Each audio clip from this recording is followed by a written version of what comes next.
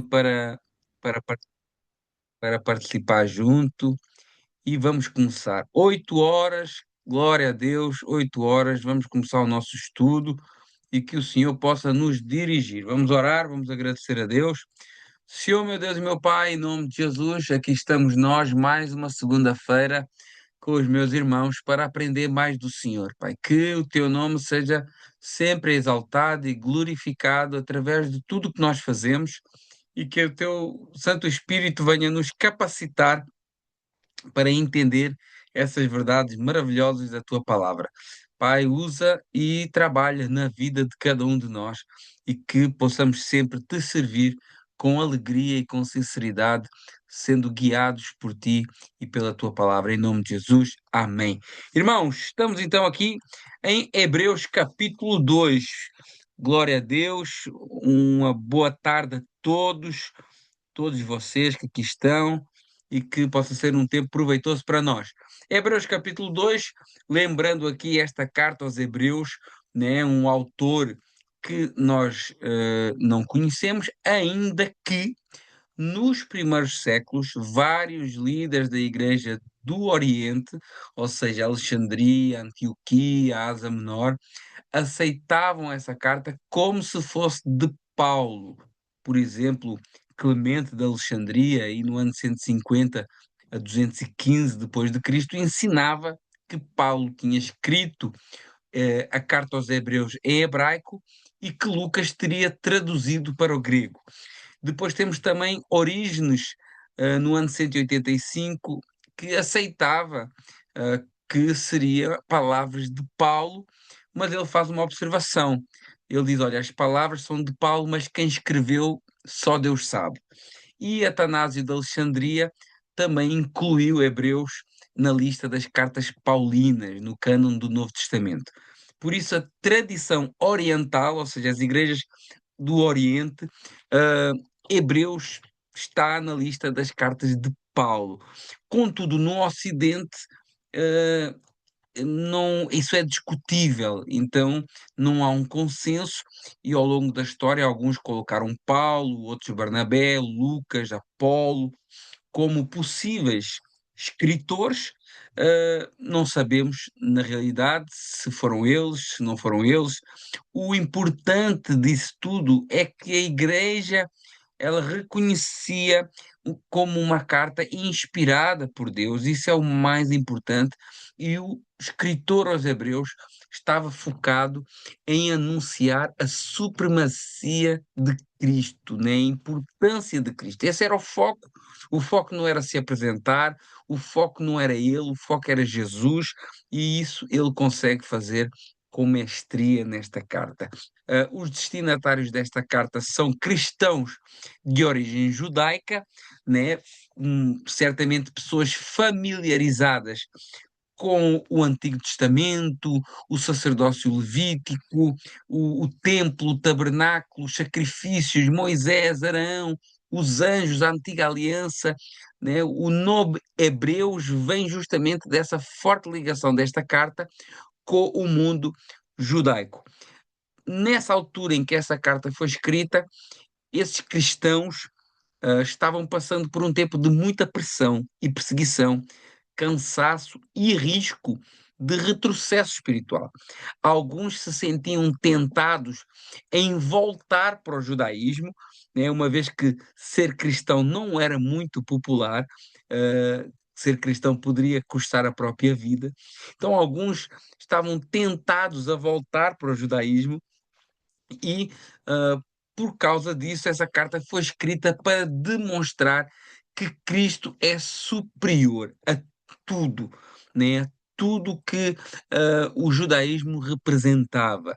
O tema principal desta carta é esse: Cristo é superior aos profetas, é superior aos anjos, é superior a Moisés, é superior a Josué, é superior a Arão, é superior ao sacerdócio levítico, aos sacrifícios da antiga aliança, ou seja, tudo do Antigo Testamento apontava para ele e tudo era sombra que em Cristo encontra o seu cumprimento. Então, voltar para as sombras é um retrocesso, né? E o objetivo da carta era esse mesmo: exortar os crentes a perseverar na fé, a não retrocederem, a não trocarem a realidade de Cristo pelas sombras do Antigo Testamento e fixarem os olhos em Jesus.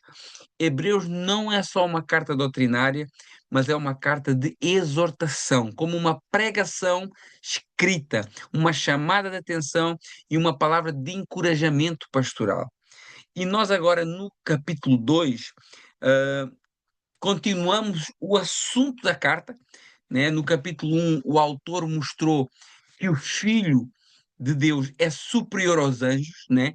Essa foi a primeira tese que ele defendeu aqui nesta carta, depois de apresentar Cristo em toda a sua glória, né? Todo o seu esplendor.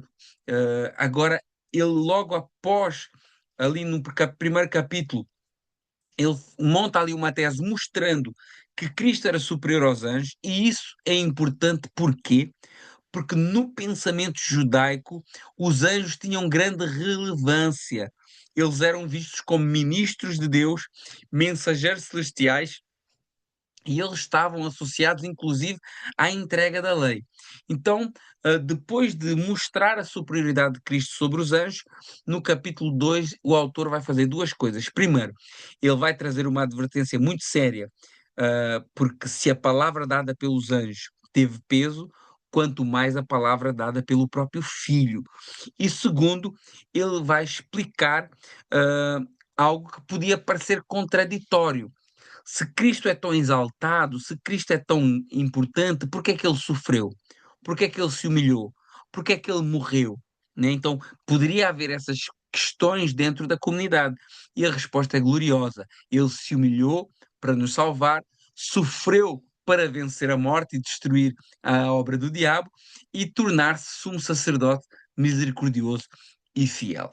Então, tendo em conta todo esse contexto, podemos entrar agora no capítulo 2, verso 1, caneta na mão, Bíblia aberta, começa a grifar e a apontar, e se tiver perguntas, aponta as perguntas que no final a gente dá a oportunidade de fazer perguntas. Lembre-se que não existem perguntas erradas, existem respostas erradas, então a pressão não está em vocês em fazer perguntas, a pressão pode estar em mim em saber respondê-las. Faça as perguntas, aponte e vai ser bênção. Hebreus capítulo 2, verso 1, e a palavra diz assim: por isso, ou seja, por isso porquê? Por causa do assunto que foi falado anteriormente. Por isso, convém-nos atentar com mais diligência para as coisas que já temos ouvido, para que em tempo algum nos desviemos dela. Então, esse por isso liga o capítulo 2 ao capítulo 1, lembrando, mais uma vez, que a Bíblia não foi escrita com capítulos e versículos. Então, isso são coisas que apareceram depois para nos ajudar a estudar a Bíblia. Os capítulos foi no século XIII e os versículos no século XVI. Isso foi até aqui na França, por exemplo, as duas situações. Então, o assunto, muitas vezes, quando vocês estão lendo a Bíblia, não é porque muda o capítulo que muda de assunto. Muitas vezes o assunto tem continuidade, mesmo quando o capítulo é outro. Por isso que é sempre importante a gente ler o contexto, né? O capítulo antes e o capítulo depois do texto que nós estamos estudando, para que a gente possa entender bem qual é o assunto que está sendo tratado ali. Então, ele começa o capítulo 2, que para ele não era um capítulo 2, era só a continuação da carta, dizendo por isso, ou seja, ligando à tese que ele tinha defendido no capítulo 1. Ou seja, a ideia é: se Cristo é superior aos anjos, conforme ele tinha dito lá atrás, então devemos dar ainda mais atenção à mensagem do Evangelho que ele trouxe, né? Lembrando ali do capítulo 1, verso 1, há muito tempo Deus falou de muitas vezes, de várias maneiras, incluindo através de anjos, aos nossos antepassados por meio dos profetas. Então, a mensagem lá atrás era fragmentada, porque era várias mensagens, era multiforme, porque eram vários meios de fazer a mensagem, e era progressiva. Deus foi se revelando ao longo da história. E No, era no haga eso. baseada Simão, através de profetas, né? Era mediada através de profetas. Agora, nesses últimos dias, Deus já não nos falou dessa maneira, já não nos falou de uma maneira fragmentada, já não nos falou de uma maneira multiforme, já não nos falou de uma maneira progressiva, nem de uma maneira mediada. Agora, nesses últimos dias, Ele nos falou pelo Filho, né? Então, foi como Ele começa a carta. Ele nos falou de uma vez para sempre no Filho, contrastando com as muitas vezes do passado. Então, o escritor começa a fazer, aqui nesse capítulo 2, uma ligação. Se a mensagem lá atrás era ouvida e levada em consideração, mesmo sendo mediada e progressiva, quanto mais agora, que foi o próprio Deus que falou na pessoa do seu filho, né?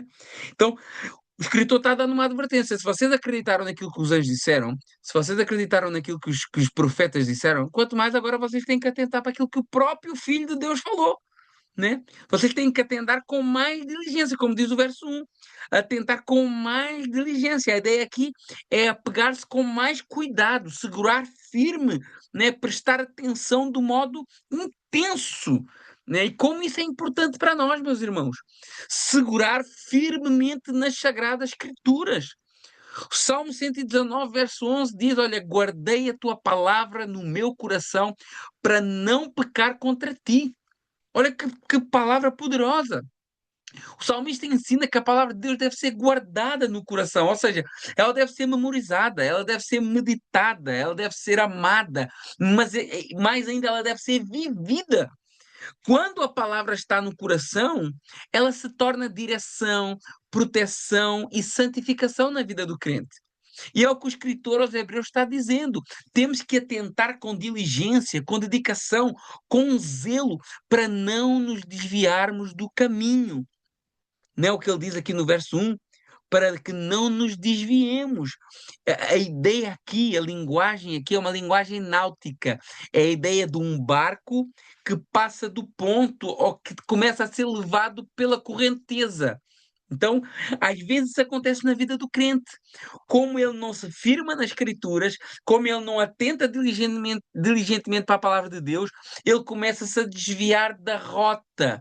E é isso que está. É esse tipo de linguagem que o escritor está trazendo aqui.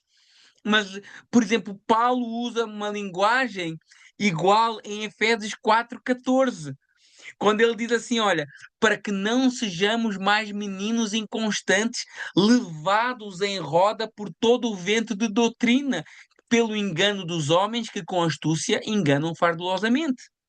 Nesse trecho de Efésios 4,14, Paulo está usando uma linguagem também náutica, né? Aqui como um barco que é levado por um vento estranho. Então, o propósito aqui do Paulo, em Efésios 4,14, é que a igreja tenha essa consideração de que tem que crescer espiritualmente em maturidade e fé. E por isso que, nesse mesmo texto de Efésios 4,14, no verso 11, por exemplo, ele diz: Olha, Deus dá à igreja apóstolos, profetas, evangelistas, pastores, mestres, para quê? Para edificação do corpo de Cristo. O propósito é que os crentes cresçam e não permaneçam espiritualmente imaturos. E esse vento de doutrina é a imagem desse pequeno barco que começa a ser empurrado pelos ventos sem direção. E assim é o crente imaturo. Assim é o crente que não é alicerçado na palavra. Ele muda de pensamento cada vez que aparece uma coisa nova. Hoje segue uma doutrina, amanhã segue outra, hoje acredita numa coisa, amanhã já acredita noutra, não está firmado na palavra. Então o vento o leva para qualquer lugar. E Paulo já apontava esse perigo lá em Efésios capítulo 4. E ele diz: olha, os ventos vêm por causa do engano dos homens, por causa da astúcia, por causa da avareza, por causa das doutrinas falsas. Ou seja, existem ensinos que parecem até ser ensinos espirituais, mas não são bíblicos. E qual é o antídoto contra essas coisas? Conhecer a Escritura Sagrada, ter fundamento na palavra, crescer em maturidade espiritual, estar firme em Cristo. E quem conhece a verdade não é facilmente enganado. Só que nós temos que ver que ninguém se afasta de Deus, muitas vezes, de uma vez só. Mas às vezes começa com um pequeno desvio, uma negligência em oração, uma negligência em ler a palavra, falta de atenção à pregação, falta de atenção ao discipulado, vai causando um esfriamento, vai causando um descuido nas suas rotinas espirituais e começa até a perder a reverência pelas coisas de Deus. Então, o perigo não é apenas rejeitar a verdade, mas começar a pouco e pouco a se desviar dela para longe, como um barco que começa a desviar a sua rota. Então, o que é que o escritor aos Hebreus está a dizer aqui no verso 1? Ele está falando, olha, atentem com diligência para as coisas que vocês já têm ouvido, o evangelho que tem sido pregado, para que não se desviem dela, para não sermos um barco à deriva empurrado por qualquer vento de doutrina, qualquer pessoa que diz uma palavra bonita, ai, o cara é tão bom, tão espiritual, mas às vezes ele está falando abobrinha, às vezes ele não está nem falando o evangelho direito, às vezes nem ele sabe o evangelho. E às vezes o crente menos maduro, que tem menos conhecimento da palavra, é levado por essas coisas. Por isso que a gente vê igrejas cheias, ah, igrejas que ensinam coisas erradas descaradamente. Não estamos a falar aqui de doutrinas que até são ah, que são irrelevantes, mas às vezes doutrinas fundamentais da Escritura, inegociáveis, igrejas que contrariam essas doutrinas, mas que estão aí cheias de gente. Cheias de gente. Por quê? Porque as pessoas não estudam a palavra, as pessoas não meditam na palavra, as pessoas não se agarram diligentemente às coisas que têm aprendido, às coisas que o Senhor tem deixado para nós. Olha o verso 2. Porque se a palavra, vocês têm que dar atenção àquilo que já foi pregado, ao evangelho verdadeiro. Eu estou falando aqui do evangelho pregado pelos apóstolos nos primeiros séculos, no primeiro século. E ele diz, olha, porque se a palavra falada pelos anjos, né? Porque lá no capítulo 1 o escritor mostra que Jesus é superior aos anjos e que os anjos eram uma das maneiras de falar aos homens. E ele diz no verso 2 aqui, Hebreus 2:2, porque se a palavra falada pelos anjos permaneceu firme, e toda a transgressão e desobediência recebeu justa retribuição, ou seja, o escritor está fazendo uma comparação. A lei, segundo a tradição judaica, tinha sido entregue por anjos. Esse entendimento aparece até nas Escrituras, Atos 7:53, Gálatas 3:19, né? No judaísmo havia uma alta estima pela participação angelical nos atos de Deus na história de redenção. E o argumento aqui é, olha, se a revelação associada aos anjos teve autoridade, se a lei era firme, se a transgressão recebia juízo, então a revelação final em Cristo é ainda mais séria. E nós temos que vigiar para não transgredir e desobedecer também. Porque se aquilo que os anjos deixaram era firme, trazia juízo à sua desobediência, muito mais agora o que Cristo trouxe para nós. E nós temos que vigiar para não transgredir ou desobedecer. É o que diz aqui no verso 2. Transgressão, ultrapassar o limite, desobediência, recusarem ouvir, recusarem submeter-se a Deus, né? Então Deus sempre levou a sério a sua palavra. E a graça não elimina a santidade e justiça de Deus. Então, se as palavras dadas pelos anjos, uma vez desobedecidas, tiveram suas consequências aplicadas, olha o que é que diz o verso 3 de Hebreus 2. Como escaparemos nós se não atentarmos para uma tão grande salvação, a qual, começando a ser anunciada pelo Senhor, foi-nos depois confirmada pelos que a ouviram, pelos apóstolos? Então, esse é o centro da advertência aqui do escritor. Então, como escaparemos se não atentarmos? Como escaparemos se não tivermos em consideração aquilo que está sendo ministrado e pregado? Ou seja, como é que a gente vai conseguir sobreviver espiritualmente negligenciando a palavra de Jesus Cristo? Então, o problema aqui não está só em quem combate o evangelho. em quem persegue a verdade, mas em quem negligencia a salvação. Entendem que é como escaparemos nós se não atentarmos para tão grande salvação?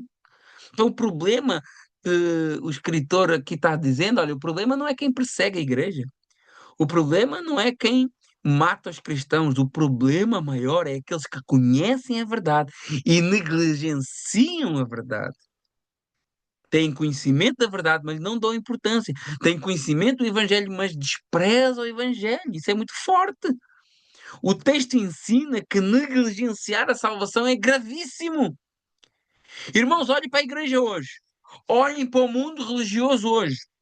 Quantas pessoas dentro de igrejas, recebendo o Evangelho de Jesus, sendo ministradas, que sabem que precisam dar um jeito na sua vida, que precisam de se voltar para o Senhor, mas vão desprezando o chamado do Senhor.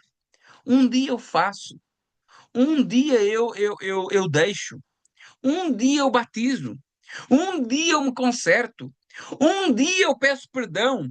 Irmão, isso é gravíssimo. Isso é gravíssimo. Como escaparemos nós se não atentarmos para tão grande salvação? Se as palavras dadas lá atrás pelos profetas trouxeram juízo, pelos anjos trouxeram juízo também, quanto mais as palavras pelo próprio Jesus, Filho de Deus. Como escaparemos nós se não atentarmos para tão grande salvação? É como aquela mãe que chama um filho para jantar e ele ouve a mãe chamar, mas simplesmente despreza a mãe. Irmão, isso é gravíssimo. Isso é gravíssimo. Porque o que o Senhor está nos dando, aquilo que o Senhor está nos chamando, irmãos, entenda isso. O que o Senhor está nos chamando não são umas férias nas Caraíbas. Não é um pote cheio de ouro, de dinheiro. Não é uma casa nova. Tudo isso é insignificante. Se você valoriza isso, saiba que nada disso tem valor diante daquilo que Cristo nos apresentou. E o escritor aos Hebreus nem palavras tem para quantificar, qualificar. E ele simplesmente diz assim: olha, como escaparemos se não atentarmos para uma tão grande salvação? Irmãos, tem pessoas que estão desprezando essa salvação que não tem como descrever por coisas fúteis deste mundo, desprezando o Evangelho por cigarro, desprezando o Evangelho por álcool, desprezando essa grande salvação por uma noite de sexo, desprezando essa grande salvação pela pornografia, pela masturbação. Mas olha o que é que diz o escritor: como escaparemos nós se não atentarmos para tão grande salvação? É grande demais o que Deus tem para nós. E sabe porque é que ele é grande? Porque grande é o seu autor, que é Cristo. Grande é o seu preço, que é o sangue do Filho de Deus. Grande é o seu alcance, porque ele salva completamente. Grande é o seu efeito, porque ele perdoa, ele reconcilia, ele santifica, ele glorifica. E grande é o seu livramento do pecado, da culpa, da morte e do juízo. Glória a Deus por tão grande salvação que não pode ser negligenciada e nem desprezada. Mas muitos hoje estão desprezando essa maravilhosa salvação que nos foi dada. Essa grande salvação que começou a ser anunciada pelo próprio Senhor. A nova revelação não veio por profetas e anjos, ela foi anunciada pelo próprio Senhor. Marcos capítulo 1, verso 14 e 15. Depois que João foi preso, foi Jesus para a Galileia, pregando o evangelho do reino de Deus, dizendo: o tempo está cumprido, o reino está próximo, arrependei-vos e crede no evangelho. Jesus começou a anunciar essa grande reino, essa grande salvação.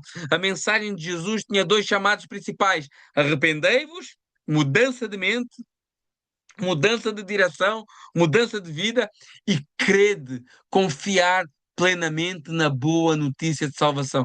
Ou seja, Jesus começou a pregar, o tempo da promessa havia chegado e Deus estava inaugurando uma nova época na era da redenção.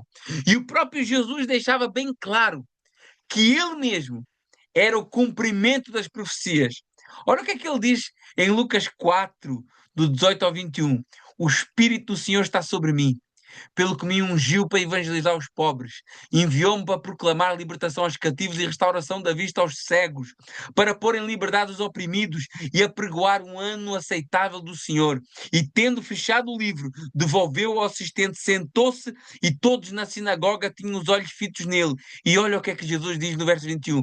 Então passou Jesus a dizer: hoje se cumpriu a escritura que acabaste de ouvir. O próprio Jesus anunciou claramente: eu sou o cumprimento daquilo que os profetas falavam. E ele cita nessa profecia de Isaías e declara ele mesmo o cumprimento dessa promessa. E essa promessa incluía perdão, libertação, restauração, vida nova. E o próprio Jesus pregava através das palavras, chamando ao arrependimento, curando e libertando enfermos e revelando o Pai. E toda a pregação de Jesus apontava para uma realidade: Ele próprio, como o caminho de salvação. Eu sou o caminho, a verdade e a vida, e ninguém vem ao Pai senão por mim. E tudo isso era confirmado por quem o ouvia. Nós ainda estamos no verso 2, se não estou em erro. Verso 2, confirmado por quem, verso 3, confirmado por quem o ouvia. Olha que maravilha, hein? O nosso evangelho, meus irmãos, o nosso evangelho é baseado em factos reais, com testemunhas reais, presenciais, que deixaram registado para nós hoje. Como é que nós podemos negligenciar essas verdades, meus irmãos? Irmãos, o maior perigo espiritual não é perseguição religiosa, é a negligência, é o descaso pela mensagem da salvação. Esse é o maior perigo. E era isso que estava acontecendo a esses irmãos aos Hebreus, que eles estavam negligenciando a palavra de Deus, negligenciando aquilo que Jesus tinha deixado e estavam querendo voltar para as sombras da religiosidade judaica. Verso 4. Então, esse evangelho foi anunciado por Jesus, confirmado por aqueles que ouviram, e no verso 4, testificando Deus juntamente com eles por sinais, milagres e várias maravilhas e dons do Espírito Santo distribuídos por sua vontade. Então, Deus confirmou a mensagem do evangelho, quer através do seu Filho operando milagres através de Jesus pelo poder do Espírito, quer através dos apóstolos, que eles tinham os milagres e maravilhas acompanhando a sua mensagem do Evangelho, como um testificar de Deus sobre aquilo que estava sobre a vida deles, né? Deus confirmou o Evangelho por meio de sinais, milagres, maravilhas e dons do Espírito Santo. No período apostólico, esses sinais serviam para autenticar a mensagem e mostrar que o Evangelho vinha de Deus, né? E o Espírito Santo distribuía, conforme diz o verso 4, distribuía os dons por sua vontade. Os dons não são produto da vontade humana, são distribuídos soberanamente por Deus à sua igreja, né? O ponto do texto aqui não é exaltar os sinais, mas mostrar que Deus testificou a verdade do Evangelho com sinais e maravilhas vistas e testificadas pelos homens e registadas para nós. Verso 5. Porque não foi aos anjos que sujeitou o mundo futuro de que falamos. O autor agora volta ao tema da superioridade de Cristo sobre os anjos. Então, ele diz: olha, vocês, se ouviram os anjos, ouçam mais ainda Jesus, porque se a mensagem dos anjos causou juízo para quem não obedeceu, muito mais a mensagem do Filho. Só que ele agora volta àquela tese de que o Filho é superior aos anjos. Porque não foi aos anjos, verso 5, não foi aos anjos que sujeitou o mundo futuro que falamos. Agora o autor volta a esse tema, né? Ele fala aqui do mundo futuro, não significa apenas céu, né, no sentido popular, mas numa nova ordem redentiva e consumada, o mundo por vir, o novo céu, mas também a nova terra, onde habita a justiça, o reino plenamente estabelecido por Deus, né? Então, o autor diz que Deus não entregou esse futuro, esse reino, ao domínio dos anjos, né? A ideia central é que os anjos são servos, o governo messiânico pertence a Jesus. Verso 6. Mas em certo lugar testificou alguém dizendo: que é o homem para que dele te lembres? Ou o filho do homem para que o visites? Então, o autor agora volta a citar o Antigo Testamento, né, o Salmo 8.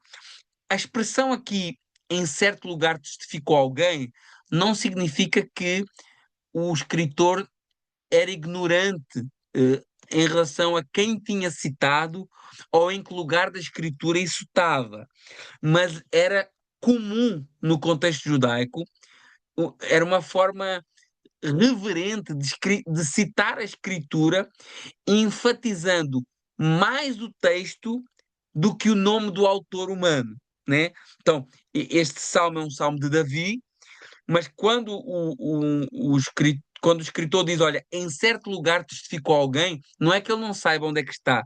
Era um comum judaico para enfatizar o texto acima do autor, do escritor. Então, no Salmo 8, que ele está citando aqui, Davi se maravilhava, né, com a dignidade dada ao homem na criação. Embora o ser humano seja pequeno diante da grandeza do universo, Deus lhe deu honra e uma posição especial, né? Ele diz, olha, que é o homem para que te lembres dele, ou o filho do homem para que o visites, né? Filho do homem é um título messiânico, né, que é aplicado a Jesus, e o escritor aos Hebreus encontrou o sentido pleno desse texto do Salmo 8, inspirado pelo Espírito Santo, em Cristo, o verdadeiro homem e filho do homem perfeito. Verso 7, ainda o Salmo 8. Tu fizeste um pouco menor que os anjos, de glória e honra o coroaste e o constituíste sobre as tuas obras das tuas mãos. No plano da criação, Deus deu ao homem uma posição elevada, isso é verdade, a gente sabe, mas em Cristo isso aparece de forma perfeita. Quando diz aqui um pouco menor dos anjos o fizeste, isso é no sentido de uma posição temporária de humilhação, né? No caso de Cristo, isso se refere à sua encarnação.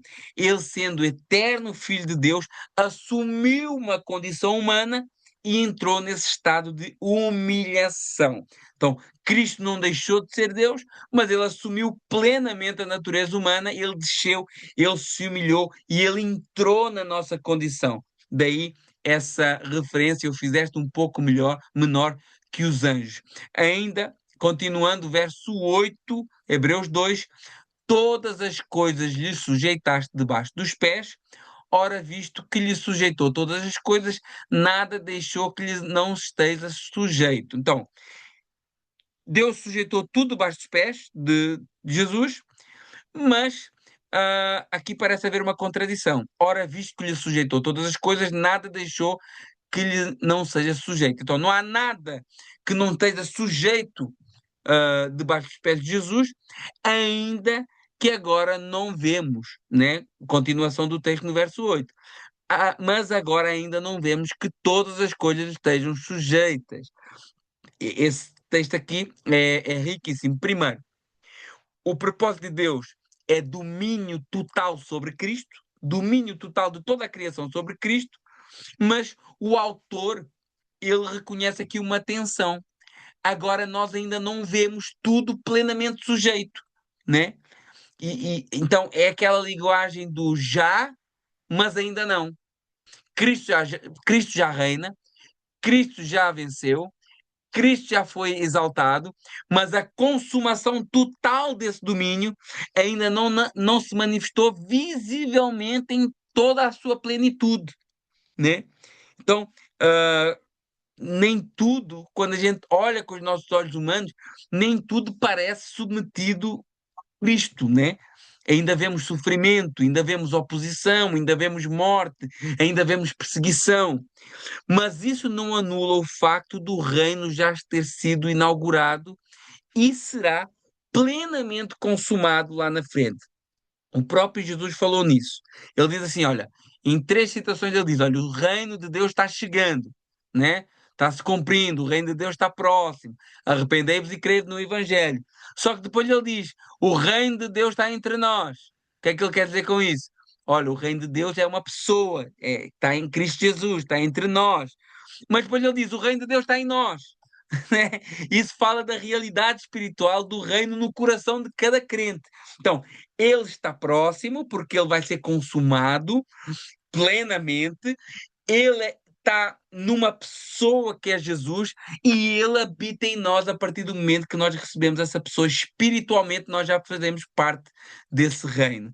Né? Então, a teologia do reino é assim: ele foi prometido lá atrás, ele foi anunciado que está chegando, ele está numa pessoa e aqueles que recebem essa pessoa, ele já está ativamente, já reina no coração de quem o recebe. Então é o já, mas ainda não. Já espiritualmente no nosso coração, mas ainda não vemos isso plenamente, o novo céu e a nova terra, onde habita justiça, né? Então o reino de Deus já foi anunciado como próximo, manifestado em Cristo e agora habita no coração daqueles que nasceram de novo. E por isso que o escritor diz no verso 8: ainda não o vemos plenamente. Verso 9: vemos, porém, nós não vemos ainda plenamente, mas vemos, porém, no verso 9, coroado de glória e de honra aquele Jesus que fora feito um pouco menor do que os anjos por causa da paixão, do sofrimento da morte, para que pela graça de Deus provasse a morte por todos nós. Aqui está a resposta à tensão do verso anterior. Mesmo que ainda não vejamos todas as coisas consumadamente sujeitas, nós vemos Jesus.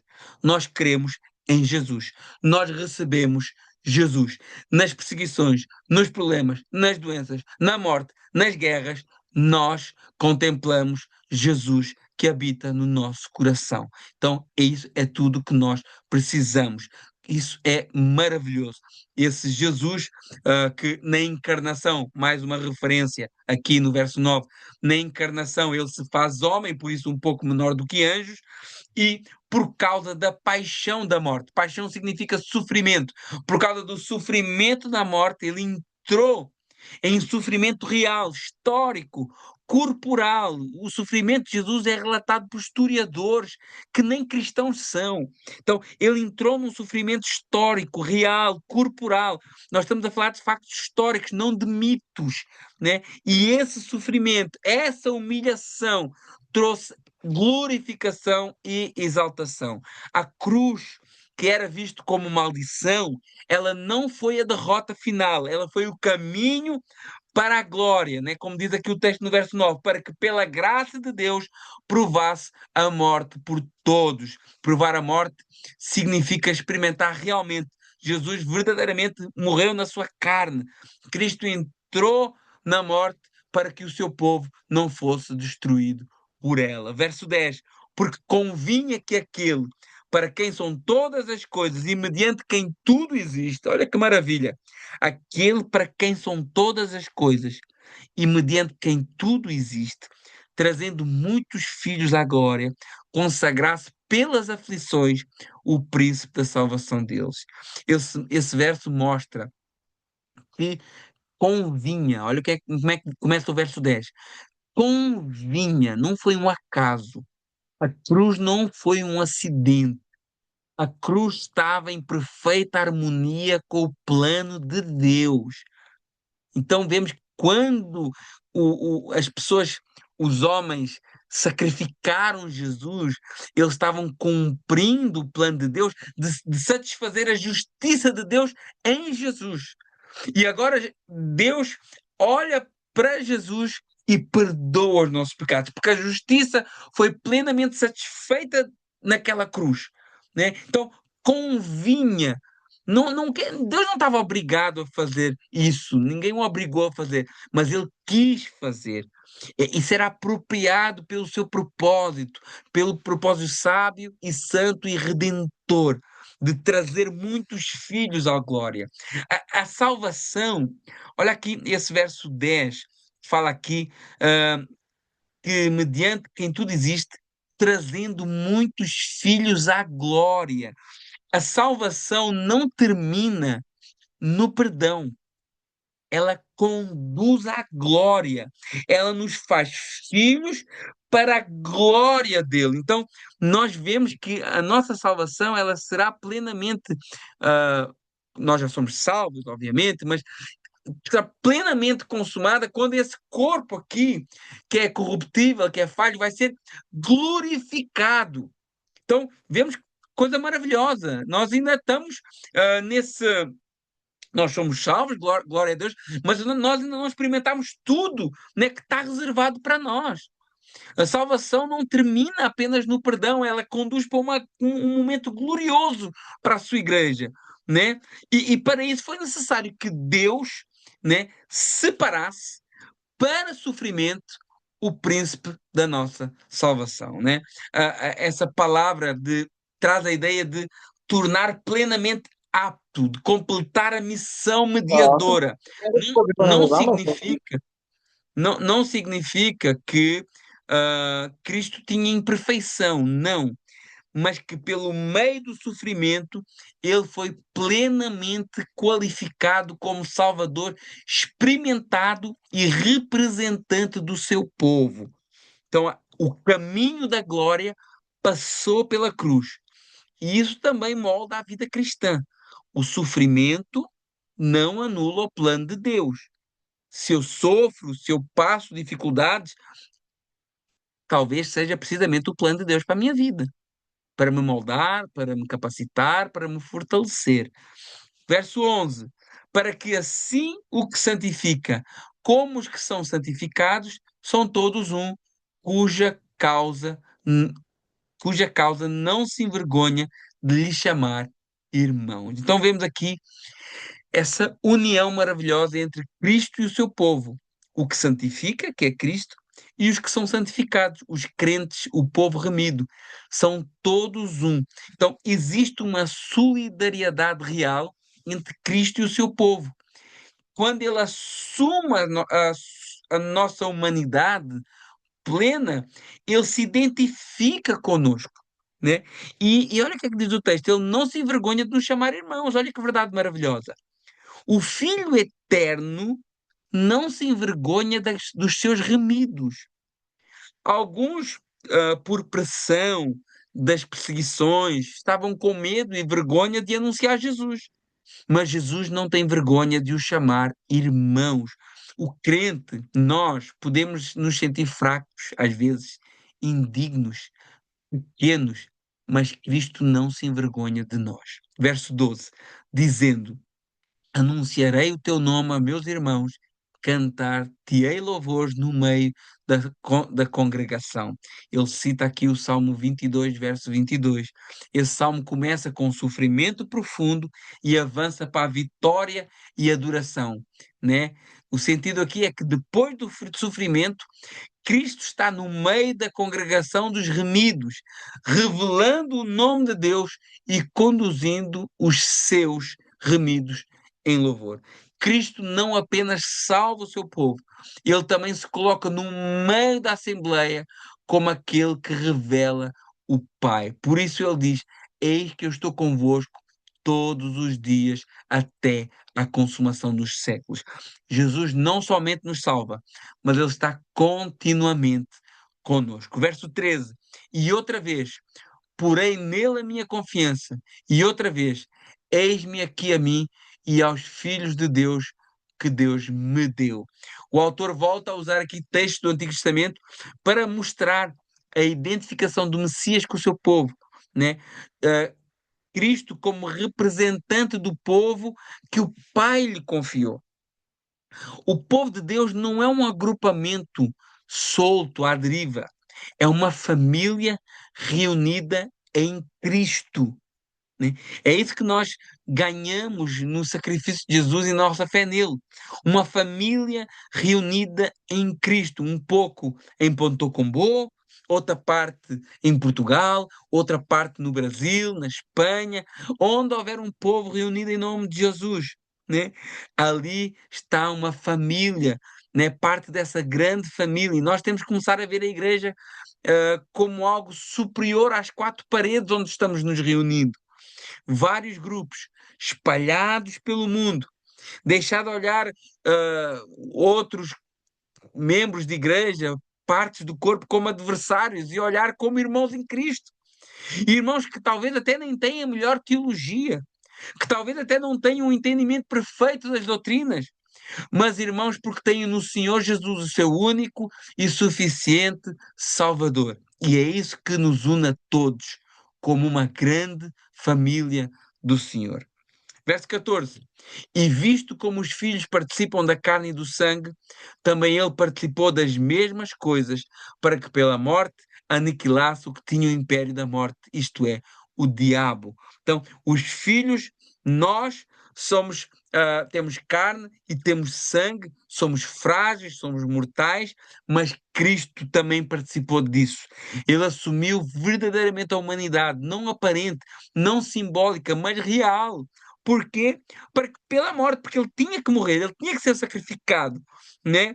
Ele venceu a morte morrendo, porém morrendo sem pecado. E isso venceu a morte, não é o que ele diz? Onde é que está a morte do teu aguilhão? Onde é que está?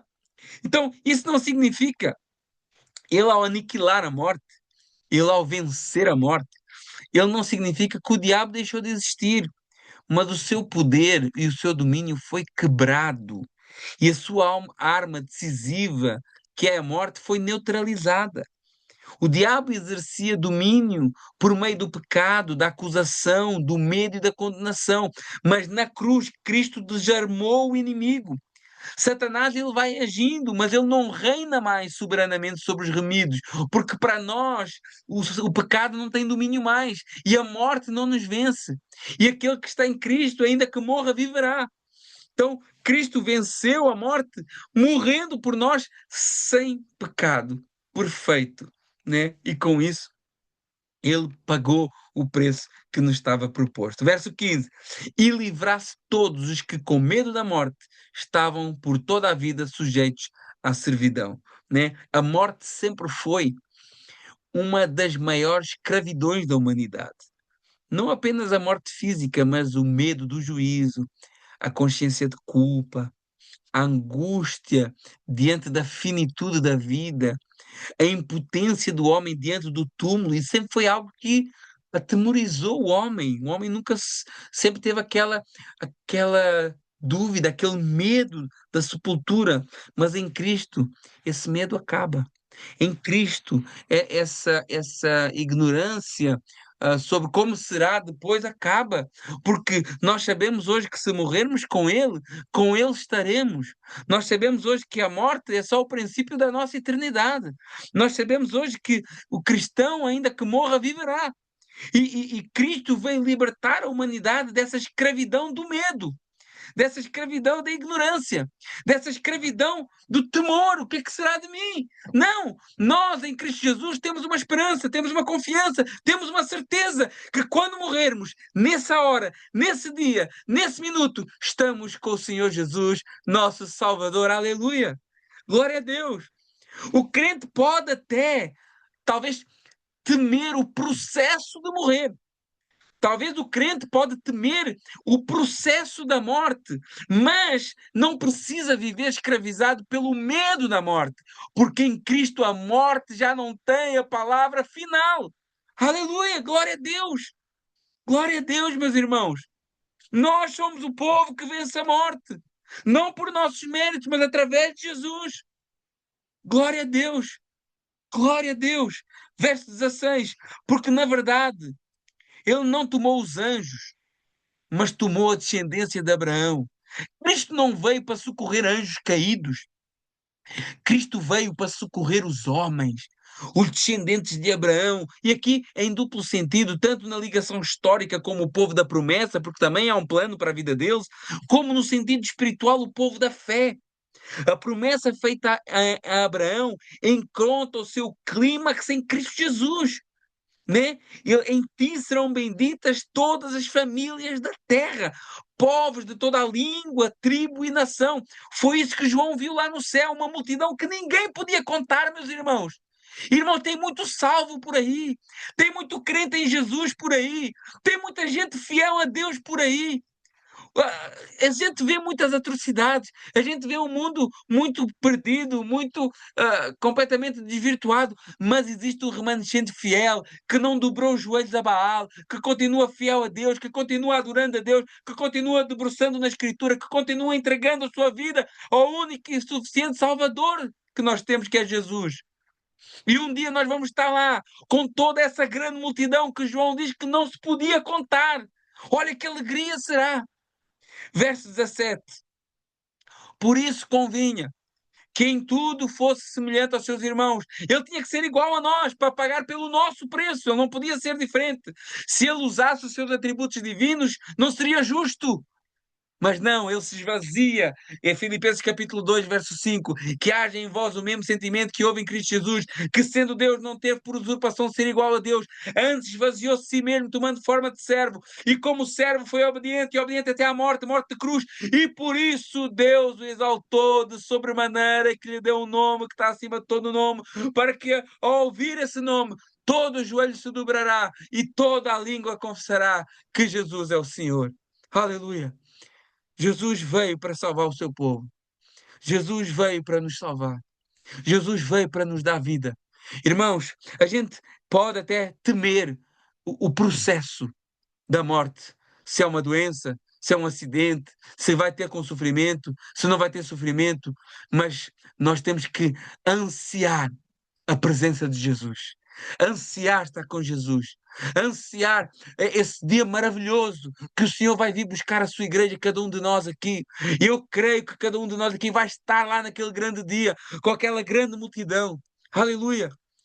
Ele diz: olha, convinha que em tudo ele fosse semelhante aos seus irmãos, para ser misericordioso e fiel sumo sacerdote daquilo que é de Deus, para expiar os pecados do povo. Agora ele começa a entrar no outro grande tema dessa carta, o ministério sacerdotal de Jesus. E diz: olha, Cristo se tornou verdadeiramente humano, em tudo fosse semelhante aos seus irmãos, porém sem pecado. Ele teve um corpo real. Jesus teve emoções reais.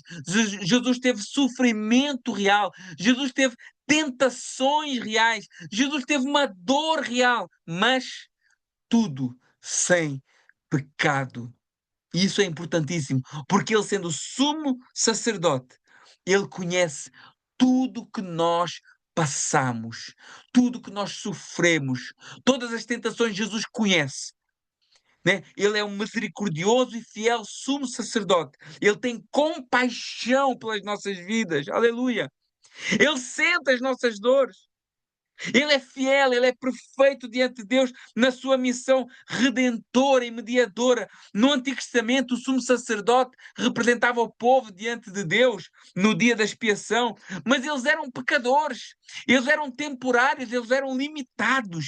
Mas Cristo é o verdadeiro sumo sacerdote perfeito que expia o pecado, que remove a culpa por meio do sacrifício de si mesmo. Verso 18. Porque naquilo que ele mesmo, sendo tentado, padeceu, pode socorrer os que são tentados. Cristo não apenas conhece teoricamente a dor humana, ele padeceu e ele conhece na prática. Ele foi tentado de verdade, mas sem pecado. Ele nunca cedeu. Ele sentiu plenamente a pressão da tentação. E como ele não cedeu, e como ele conhece o que é que o texto diz, ele pode socorrer os que estão tentados. Porque naquilo que ele mesmo, sendo tentado, padeceu, pode socorrer aos que estão sendo tentados. Não é apenas um auxílio, uma simpatia emocional, mas é uma ajuda eficaz, um auxílio real, um presente, um socorro presente para nós. Esse verso, meus irmãos, o verso 18 e último desse capítulo, é um bálsamo para as nossas vidas. Quando o crente luta, quando o crente sofre, quando o crente é tentado, passa por angústia, ele não tem um salvador distante, ele tem um sumo sacerdote que entende, compadece, permanece fiel e que socorre o seu povo que ele tanto ama e conhece. Aleluia. Glória a Deus. Que a gente possa depositar toda a nossa fé, toda a nossa confiança nesse Jesus maravilhoso que abdicou de toda a sua glória por amor a nós, mesmo nós às vezes sendo tão falhos, mesmo nós às vezes sendo tão pecadores, mesmo nós às vezes nem merecendo, né? Mas que a gente possa fazer como esse verso, esse capítulo nos ensina logo no primeiro capítulo, no primeiro verso do capítulo 2, né? Que a gente possa atentar com mais diligência. Eu voltei ao verso 1 do capítulo 2. Atentar com mais diligência para as coisas que estamos ouvindo, né? Para que em tempo algum nos desviemos delas. Irmãos, a vida cristã não é fácil. Não é fácil. Viver num mundo contrário a Cristo não é fácil. Nós temos que renunciar a muita coisa. Renunciar às nossas vontades, renunciar aos nossos desejos, renunciar o nosso ego, renunciar às nossas vontades, renunciar às nossas razões. Mas pode ter a certeza absoluta, não tenha dúvidas disso, que Jesus, ele vê cada lágrima, cada sofrimento, cada luta, e que ele nos socorre, e que ele olha por nós, e que ele é o nosso grande sumo sacerdote, intercede por nós diante do Pai. E que um dia, nós juntos estaremos com Ele eternamente, em plena paz e santo gozo para todo sempre. Meus irmãos, vai valer a pena, Sandra. Aleluia! Glória a Deus! Vai valer a pena, Sandra. Vai valer a pena cada esforço, vai valer a pena cada insulto, vai valer a pena cada perseguição, vai valer a pena cada renúncia. Cada renúncia vai valer a pena, porque Deus é fiel para cumprir a sua palavra. Então, vamos atentar com diligência para aquilo que Jesus tem nos prometido a nós. Amém? Irmãos, Deus abençoe. Obrigado por compartilharem comigo esse momento de estudo. Um grande abraço a todos. Não sei se alguém quer fazer alguma pergunta, alguma observação. Ah, queria deixar um tempo para isso, se alguém quiser. Caso contrário, vamos orar e vamos encerrar. Olha, obrigado a todos que comentaram aqui, que colaboraram aqui com o estudo. Glória a Deus por isso. Amém. Vamos orar para a semana, capítulo 3 de Hebreus, esse capítulo que exalta tanto o nosso Senhor e Salvador Jesus Cristo.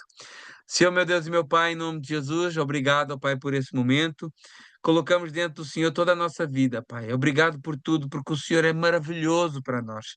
Porque o Senhor tem cuidado de nós, porque o Senhor tem promessa para as nossas vidas, porque o Senhor tem compaixão e conhece cada um dos teus servos. Que o teu Santo Espírito continua nos guiando, que o teu Santo Espírito continue nos capacitando, que o teu Santo Espírito continue nos fortalecendo a cada dia, Pai. Pai, eu peço por cada irmão e irmã que aqui está comigo nesta noite, Senhor, que a tua palavra possa fazer morada no nosso coração, que a gente venha atentar com diligência para aquilo que é a tua verdade, que a gente venha se alimentar da palavra a cada dia, que a gente não venha ser negligente em relação ao teu evangelho, que a gente não venha a desprezar o chamado do Senhor para cada um. Oh, Pai, queremos estar com o Senhor. Maranata, a hora vem buscar o teu povo, nós queremos estar contigo. Oh, Pai, nos capacita no tempo que nos resta nesta terra e usa as nossas vidas para o louvor da tua glória. Obrigado por tudo. Eu te apresento mais uma vez cada um de nós, que o Senhor possa estar nos fortalecendo para a honra e glória do teu santo nome, em nome de Jesus. Amém. Irmãos, Deus abençoe a todos e até a próxima. Um abraço para todos.